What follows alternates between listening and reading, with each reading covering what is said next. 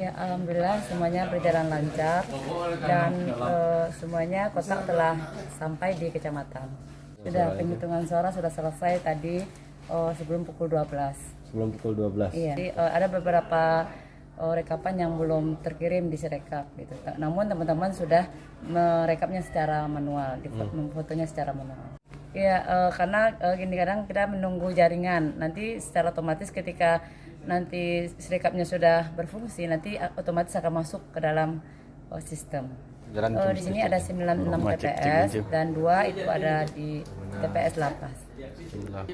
Alhamdulillah belum ada informasi KPPS mengalami sakit. Ya, kondisinya seperti yang telah kami distribusikan, logistik dalam keadaan baik dan kotak pun kembali ke sini dalam keadaan baik, tidak ada kerusakan dari logistik tersebut.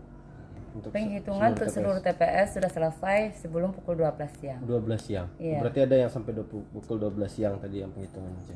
Sebelum pukul 12 siang. Sebenarnya penghitungan ini mereka sudah selesai kemarin, namun misalnya adanya perselisihan itu diulang lagi hitungnya. Ada beberapa TPS yang ada pengulangan penghitungan aja? Yang kemarin yang ada laporannya dihitung lagi itu ada 4 TPS, namun setelah itu baru hasilnya sinkron gitu. Di TPS berapa saja itu, Cik? Kemarin itu laporannya di TPS Jawi-Jawi, kemudian di Kampung Jawa, Jati, dan di Lohong. Di Lohong.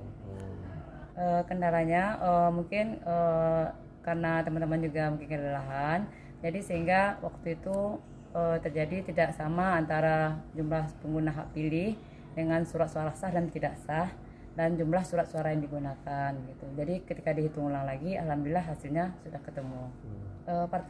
Partisipasi ini kami belum melihat, nanti kita akan lihat dulu dari rekap kecamatan, baru di sana nanti kita lihat hasilnya. Siap.